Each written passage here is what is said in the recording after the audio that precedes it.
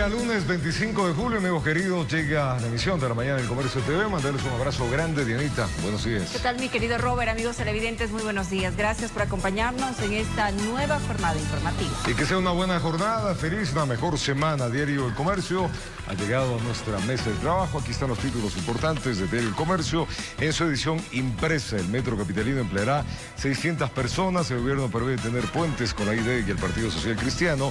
Y alerta en Quito por el COVID. El número del contagio ha crecido y el 50% de pruebas realizadas muestra infección. Esos son los títulos más importantes que tiene el Diario El Comercio en su edición impresa. Usted lo puede pedir en todo el país. Vamos a arrancar de inmediato ya con las noticias, lo que se ha generado durante las últimas horas. La nueva mayoría que ocupó vacantes en el Consejo de Administración Legislativa CAL se convertiría en la piedra en el zapato para el régimen. La bancada oficialista denunció que ahora los correístas van por la Comisión de Fiscalización. Veamos. Un panorama lúgubre es el que se avisoraría para el gobierno nacional una vez que la oposición en Asamblea Nacional, conformada por unos que aglutina el correísmo, Partido Social Cristiano, los denominados rebeldes de la izquierda democrática y Pachacuti, ha logrado posicionarse en el Consejo de Administración Legislativa CAL. Es parte de lo que justamente la bancada correísta ha venido trabajando todo este tiempo, ¿no? Meses atrás denunciamos que iban a ir por Guadalupe Llori, Yesenia Guamaní, el CAL. La comisión de fiscalización es el próximo paso al cual van ellos a recurrir, así que en función de eso ellos se mantienen una agenda de retomar el poder, pero no para el pueblo ecuatoriano, sino para seguir su agenda política y personal de impunidad. Juan Fernando Flores, jefe de la bancada oficialista, se atreve a predecir el futuro del poder legislativo a corto plazo. En el instante en que Virgilio Saquí se le hace incómodo para la Asamblea Nacional o para esta mayoría en la Asamblea Nacional, simplemente ejecutarán cualquier proceso que implique la inmediata salida de Virgilio Saquicela de la presidencia, con lo cual estaríamos estableciendo que Marcela Holguín del correísmo asumiría el cargo de presidenta de la Asamblea Nacional, que es lo que han venido buscando todo este tiempo, manejar el primer poder del Estado. El analista político Mauricio Alarcón no ve descabellada esa posibilidad, pero le apuesta a otra alternativa: sostenerse hasta el próximo 13 de mayo, donde cumpliendo con la ley se deberá elegir nuevas autoridades para el segundo periodo legislativo. ¿Pueden reelegirse? Claro que sí, pero nuevamente entrarán en disputa no solo los puestos, sino los votos. Alarcón sabe que el régimen ahí tiene las puertas cerradas y sus proyectos de ley quedarían en el limbo. Hay cosas que el presidente de la República puede normar mediante decreto ejecutivo, pero no todo pasa por esa vía. Sí o sí hay algunos temas que demandarán trabajo conjunto con la Asamblea Nacional. Aparentemente sin que darle otra salida al Ejecutivo. Y que debe transformar mucho de lo que recibió para poder implementar los cambios previstos en su plan de gobierno, tendrá que sentarse a conversar con todos. Nueva conformación del CAL que a más de uno ha puesto en apuros, informó Héctor Romero. El Consejo de Comunicación sugiere al presidente Guillermo Lasso se pronuncie con un veto total de las reformas a la ley de comunicación aprobadas por el legislativo e impulsadas por el correísmo.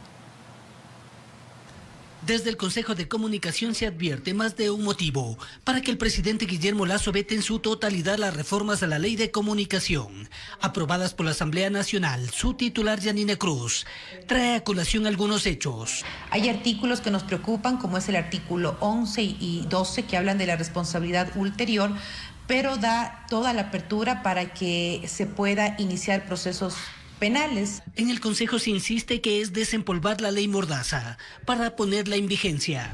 Porque muchos colegas periodistas tendrán inclusive hasta temor de poder investigar temas de corrupción. Hay que recordar que desde el año 2008 hasta el 2017, donde se aplicaba la ley Mordaza, la anterior, hubo más de 2.300 atentados a la libertad de expresión. Solamente en estas manifestaciones actuales hemos evidenciado que hay más de 200 agresiones a periodistas. Cruz critica nuevas atribuciones que se pretenden atribuir. Le da la obligación al Estado ecuatoriano a que el Estado determine qué noticia es verdadera y qué noticia es falsa. Esto no puede ser, porque el Estado no puede ser este juez que determine qué es bueno y qué es malo. Y lo otro que me llama la atención es que quieren convertirla a la Defensoría del Pueblo en la Defensoría de la Guillotina, en la Defensoría de la Mordaza. Cuando la Supercon además pretendiendo poner en apuros al Consejo de Comunicación. Donde nosotros reglamentemos y busquemos los mecanismos para saber si los medios de comunicación cumplen las normas deontológicas. Convertirnos en un juez o un consejo moralista no podemos. ¿Cómo podemos nosotros imponer una agenda a un medio de comunicación o describir que tal periodista cumple o no las normas deontológicas? Y ojalá venga pues el veto total de esta nefasta ley Mordaza. El ministro de Gobierno, Francisco Jiménez, va por la misma línea. Y la libertad de prensa la entendemos como un valor y un pilar fundamental de un sistema verdaderamente democrático, así que cualquier veto que hagamos por parte del gobierno va a ir encaminado a defender esos valores y esos principios. Así todos a la espera del pronunciamiento del primer mandatario, informó Héctor Romero. Y el magisterio ecuatoriano calificó como un logro la resolución de la Corte Constitucional que negó los recursos de ampliación solicitados por la Presidencia de la República y la Procuraduría General del Estado sobre la equiparación salarial docente. El gobierno tiene 90 días para equiparar los salarios a los maestros del país. La Unión Nacional de Educadores UNE, por medio de sus dirigentes, indicó que con la decisión de la Corte Constitucional no hay más pretextos para que el gobierno cumpla con la equiparación salarial. Lo que quería el presidente de la República era dilatar este proceso para no cumplir con esta sentencia de la Corte Constitucional. Entonces, no había razón para que se quede rezagada esta publicación. Sin embargo, ahora el registro oficial ya tiene los elementos necesarios y nosotros estamos esperando que se publique ya en el registro oficial para el inmediato cumplimiento como establece la normativa. El gremio de educadores calificó como un logro la resolución de la Corte Constitucional. Indicaron que por tercera ocasión dicha institución les ha dado la razón y que por defecto al gobierno le ha hecho notar que está equivocado. Lo que dice la Corte Constitucional simple y llanamente es: señor gobierno, ya deje de dar tantas vueltas. Es hora que cumpla con lo que está estipulado en el dictamen que se dio en mayo del 2022. De esta manera, lo que la equiparación salarial busca es que se igualen los salarios de los maestros del sector público a las de los otros servidores. Son reformas normativas que corresponden primero a la igualdad y a la equidad de derecho y luego a la justeza del trabajo que hacemos. Según se confirmó, la equiparación debe ir al registro oficial y en 90 días ser cancelada a los docentes del país. Informó Javier Rosero. En Ecuador somos 18 millones de ciudadanos, de los cuales más de 13 millones serán los que podrán sufragar en las elecciones seccionales y del Consejo de Participación Ciudadana y Control Social. El registro electoral fue aprobado durante este viernes por el Pleno del CNE. Exactamente, son 13.450.047 ciudadanos los que constan en el registro electoral como habilitados para los comicios de febrero de 2023. Del total de sufragantes, 13.040.797 pertenecen al territorio nacional, mientras que los restantes 409.250 son de las 3 circunscripciones del exterior. El registro electoral fue aprobado durante este viernes por el Pleno del Consejo Nacional Electoral. Las elecciones seccionales y de los miembros del Consejo de Participación Ciudadana y Control Social se celebrarán el próximo 5 de febrero de 2023. Informó Javier Rosero. Y el ex burgomaestre de Quito, Jorge Yunda, anunció este fin de semana que intentará nuevamente postularse como candidato para alcalde de la capital. Sin embargo, al exfuncionario se lo investiga por un presunto delito de peculado. Nada está dicho aún, pero poco a poco empiezan a sonar los nombres de los candidatos para la alcaldía de Quito. Uno de ellos es del de Jorge Yunda, mismo que el fin de semana indicó que aceptará su postulación. Pero sobre el exfuncionario existe un proceso de investigación por presunto peculado en la compra de pruebas para la detección de COVID-19. Jorge Yunda en este momento pues es más que nada una especulación e incertidumbre, debido a que él tiene todavía en estos momentos una causa pendiente en el Tribunal Contencioso Electoral la cual puede ser definitoria a efectos de su candidatura, porque dentro de esta infracción electoral muy grave, en la primera instancia Jorge Yunda fue suspendido sus derechos políticos por 3 años, lo que le impide su candidatura. Y Jorge Yunda ha hecho la apelación respectiva. Si bien el exfuncionario no ha confirmado con qué movimiento se lanzaría, aparece en un video junto al actual alcalde de Cayambe, Guillermo Churucumbi, mismo que pertenece a Pachacutic y que ha anunciado su candidatura a la prefectura de Pichincha. Se cometería un grave error en este caso por parte de Pachacutic en realizar un ejercicio de democracia interna o unas primarias con candidato Jorge Yunda, si es que este no tiene vigentes sus derechos de participación política. Hay otros nombres que, a decir del experto en temas electorales de Esteban Ron, se han identificado hasta el momento. Estos son Jessica Jaramillo y Pedro José Freile. Sin embargo, el voto podría polarizarse o dividirse drásticamente dependiendo de quiénes sean los candidatos de los partidos tradicionales del correísmo, Izquierda Democrática y Creo. Cuando existe mucha demografía electoral dentro de ciertos sectores o porciones territoriales, por ejemplo, en este caso de Quito, pero ¿qué es lo que pasa? Va a tener el rechazo o la oposición del otro lado, del otro lado de los electores.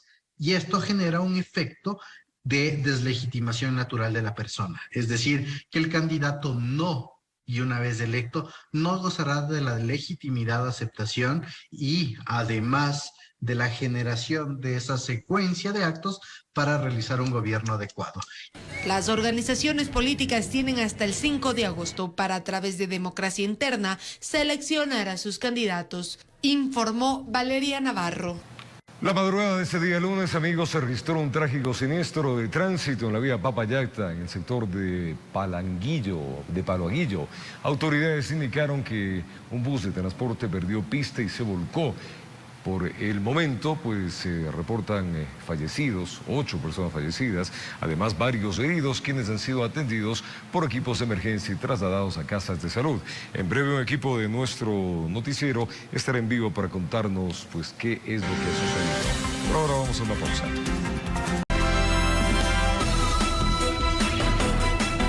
Gracias por continuar en nuestra sintonía, amigos televidentes. Directivos del Banco del IES y su nuevo titular analizaron la situación de la banca del Seguro Social. Las autoridades indicaron que en lo que va del año se han entregado más de 962 millones de dólares en créditos a los jubilados y afiliados. 962.9 millones de dólares en créditos a afiliados y jubilados ha otorgado el Banco del Instituto Ecuatoriano de Seguridad Social desde enero hasta julio del presente año.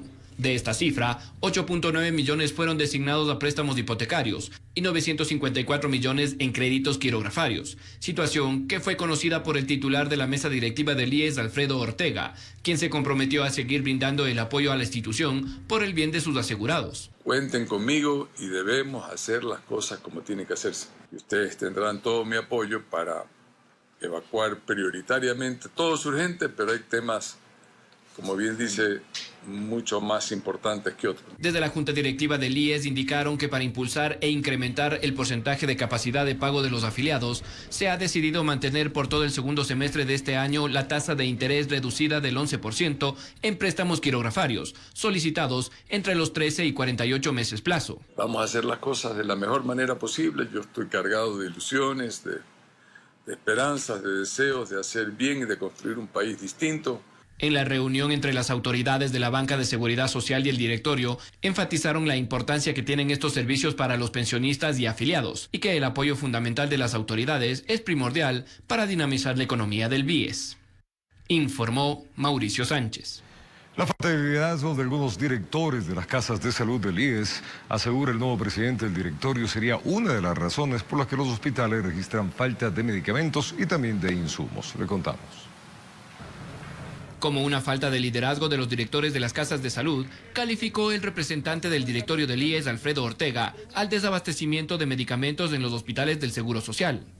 El problema es, yo creo que falta de algo de liderazgo, de entereza por parte de los mismos directores que tienen que ser creativos, proactivos, buscar maneras de tener el medicamento elemental que la gente necesita.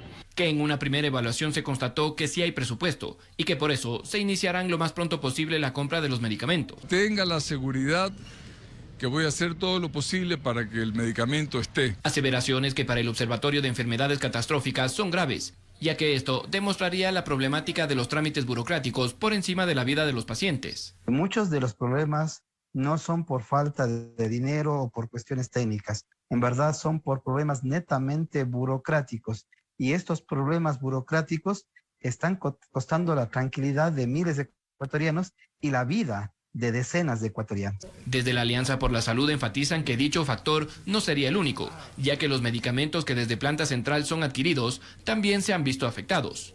La ley es clara. Cuando la autoridad que no ejecute una sentencia, como es la provisión de medicamentos que han ganado las acciones de protección a los pacientes, corre el riesgo de ser destituida estas autoridades.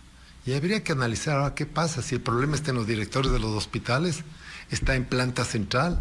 ¿Dónde está el problema para que no se adquieran los medicamentos? Pero con la declaratoria de emergencia, hospitales como el IES Sur de Quito indican que poco a poco se va cumpliendo con el abastecimiento de los insumos y medicamentos. El nivel de abastecimiento del Hospital General Sur de Quito ha subido. En la actualidad, el abastecimiento de esta casa de salud es del 60%.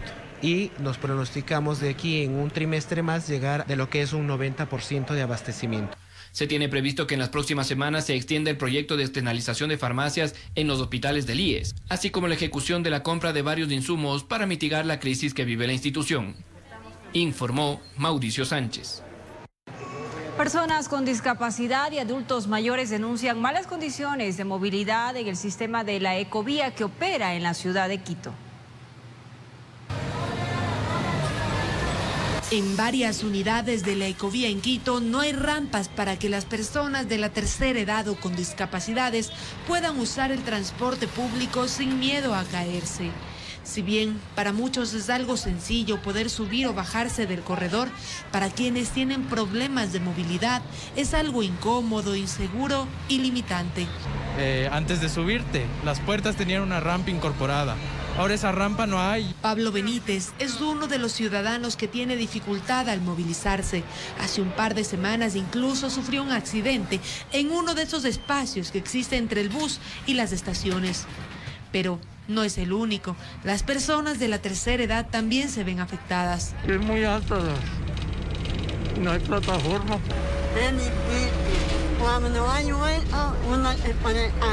La empresa metropolitana de pasajeros informó a este medio de comunicación que está al tanto de este inconveniente y que ya se planifica una reestructuración de las paradas, que al momento hay 88 ofertas presentadas y que la obra iniciará en el mes de septiembre. Vamos a levantar los niveles de los andenes, es decir, vamos a subir la parada para que quede a ras de la puerta de las unidades. El proyecto tendría 3 etapas y tardaría 1 año y 2 meses en terminar. Pero para las personas de la tercera edad y con discapacidades, esto es mucho tiempo. Lo que deberían hacer es integrar una rampa nada más que cubra ese espacio. No es un trabajo que debería tomar tanto tiempo. Además de no poder subirse a los corredores con seguridad, los ciudadanos también demandan más solidaridad de los pasajeros y trabajadores de las estaciones, pues muchos sufren accidentes, son empujados o simplemente no reciben ayuda. Yo estaba esperando ingresar a uno de los buses y de pronto había bastante gente, pero ellos no respetaron que yo estaba con 2 bastones y empujaron y me hicieron caer. Pero al rato de ingresar, pasaron y no me ayudaron a bajar, a pararme. Rampas, una atención preferencial y respeto es lo que demanda este sector de la población que cada día debe transitar por las calles de Quito. Informó Valeria Navarro. Una sola palabra es empatía, empáticos, realmente no lo somos. Y para el régimen Sierra, los nuevos lineamientos de acceso por parte de las universidades y escuelas superiores serían aplicados desde el siguiente periodo académico. Vamos a conocer a continuación algunas de las posibilidades en las que trabajan los centros de educación superior. Tras la eliminación del examen denominado Transformar para el ingreso a las universidades y escuelas superiores, los centros de educación trabajan en los protocolos de admisión de aspirantes. Por ejemplo, la Universidad Regional Amazónica ICAM analiza 2 posibilidades de admisión.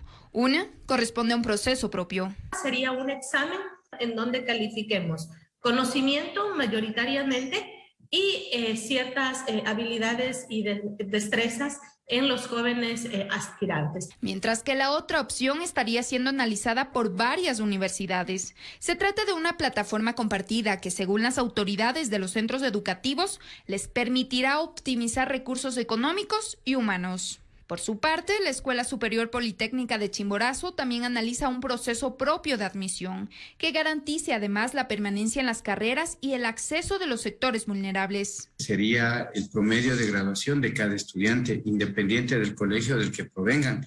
Y adicionalmente a eso, un tipo de evaluación que nos permita conocer la procedencia económica social de cada estudiante.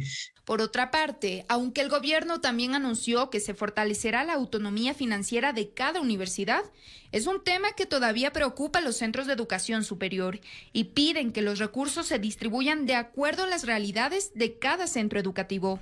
Ejemplo, escenarios donde hay universidades que tienen 7.000 estudiantes y reciben 13 millones, y también hay otras universidades que teniendo los mismos 7.000 estudiantes reciben 80 millones, por ejemplo. Anhelamos que la nueva fórmula responda realmente a las necesidades y a las realidades territoriales. La reforma al reglamento de la LOES también contempla que si un centro de educación superior no se encuentra en la capacidad para aplicar un proceso autónomo de admisión, podrá solicitar excepcionalmente durante 2 periodos académicos que la CENESID lo realice. Informó Andrea Navarrete.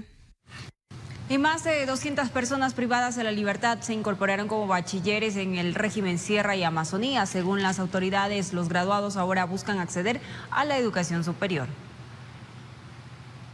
Se trata de todos ellos quienes hoy logran un triunfo. Y es que en total son 215 personas privadas de la libertad quienes se incorporaron como nuevos bachilleres de la República al interior de varias cárceles del país. El hecho de volver a estudiar, el hecho de volver a retomar los estudios es por la misma situación que estamos aquí encerradas y nos ayuda en el proceso de rehabilitación. El testimonio que acaba de escuchar corresponde a la mejor egresada de uno de los centros de privación de libertad del país. Y una de las razones principales por las que ella volvió a estudiar es porque merecen una segunda oportunidad, afirman. De la mano de ellos estuvieron docentes, quienes destacan todo este proceso. Ellos ya obtuvieron su condena, la ley ya los juzgó.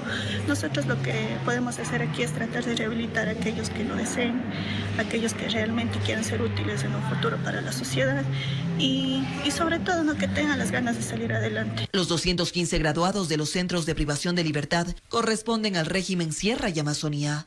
Los familiares de los internos cuentan el orgullo y satisfacción que sienten al ver a los suyos cumpliendo esta etapa. Feliz porque ya por fin terminó algo que lo tenía inconcluso hace muchos años. En este tiempo le he visto que se dedicó a estudiar y ya lo pudo lograr. Todos ellos ahora buscan acceder a la educación superior. De esta manera, las autoridades mantienen el compromiso de garantizar educación al interior de los centros de privación de libertad. Informó Ismenia Solórzano. Vamos a otros temas. Escuche bien, por favor. De 270 a 320 pacientes diarios con sintomatología respiratoria estarían atendiéndose en el hospital IES Quito Sur en las últimas semanas. Autoridades indican que pese al aumento de casos COVID-19, el porcentaje de casos graves y mortalidad siguen siendo bajos. El hospital IES Quito Sur, que fue considerado centinela durante la época más fuerte de la pandemia, ha puesto en marcha un plan de contingencia ante el repunte de contagios de COVID-19 en el país. Su gerente indica que en las últimas semanas se han registrado entre 270 y 320 pacientes diarios con sintomatología respiratoria que se acercan a la casa de salud. Ahora, de la totalidad de esos pacientes, nosotros tenemos más o menos un promedio entre el 25 y el 28% que sale con una positividad, evidenciándose que es una sintomatología leve y por eso obviamente usted no ve que el hospital se encuentre abarrotado. Actualmente en este hospital 45 de las 51 camas de hospitalización para COVID-19 están ocupadas. La mayor parte de los pacientes que ingresan acá para una hospitalización ya tienen un cuadro clínico de más de 10 días de evolución. Mientras que en UCI, otro de las 10 designadas a esta área también estarían con pacientes. Pero aquí hay que aclarar algo. Los pacientes que se encuentran en la unidad de cuidados críticos son los pacientes que tienen comorbilidades que inmunocomprometen al organismo. Sin embargo, y como lo explican las autoridades, los linajes y cepas que estarían circulando en la actualidad no han elevado los casos graves ni de muertes. Eso es muy importante porque nos da cuenta de que efectivamente, al igual que en el mundo entero, la vacunación ha disminuido la severidad y la muerte causadas por el COVID. La necesidad de seguir protegiendo a la población con la vacuna es primordial. Es por eso que las autoridades han incorporado más puntos de vacunación en la capital. Los 3 hospitales que tenemos en el norte, centro y sur, el colegio en Alcázar, el colegio de vida educativa de Calderón, así como con el apoyo de la empresa privada, abrimos el día de ayer en el portal, centro comercial Portal Shopping. Según datos de la Secretaría de Salud, en Quito actualmente se registra un porcentaje de positividad del 50%, pero que las cifras de hospitalización y UCI no superarían el 5% en toda la urbe. Informó Mauricio Sánchez. Autoridades sanitarias analizan liberar la venta de pruebas rápidas de antígenos ante el aumento de casos de COVID-19 en las últimas semanas. Expertos indican que esto ayudaría para detectar a tiempo un caso positivo y el paciente pueda aplicar de manera oportuna los protocolos sanitarios.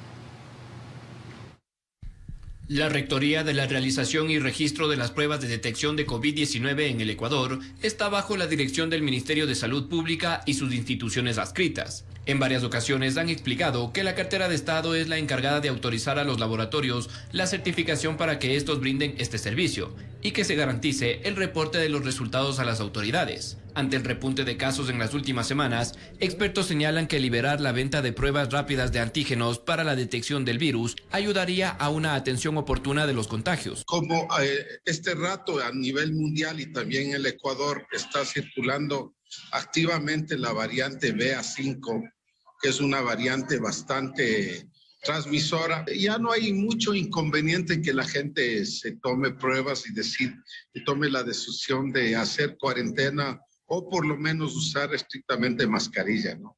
El epidemiólogo y catedrático Alberto Narváez indica que por las características de las pruebas de antígenos detectan si la persona estaría en etapa de transmisión del virus, por ende, el momento adecuado para aplicar los protocolos de aislamiento. Porque los casos leves y moderados no necesitan mayor atención y también es importante para personas con factores de riesgo porque es así pueden hacer casos graves y muertes. Señala de que en caso de que se libere su comercialización, habría que indicar a los pacientes del uso responsable y adecuado para obtener un resultado efectivo. Que si salen positivas significa que usted es transmisor. Si sale negativo no le dice que no tiene COVID. Lo que le dice es que no es un transmisor. Entonces le va a salir y están saliendo muchos negativos en los primeros días de inicio de síntomas. El primero, el segundo le va a salir negativo a bastantes. Son falsos negativos. O sea, a partir del tercero y no más allá del 5º a 6º día. También explica que en cuanto al registro de los resultados, las autoridades podrían crear un aplicativo para que los pacientes notifiquen sus exámenes. Lo más importante ahora para ver el control de la pandemia es controlar las muertes y casos graves. Narváez enfatizó que en Europa y otros países del mundo el registro de la positividad ya no es tan ponderante como antes, sino que ahora las autoridades deberían enfocarse en la gravedad de los casos y su tratamiento oportuno para evitar complicaciones o la muerte. Informó Mauricio Sánchez.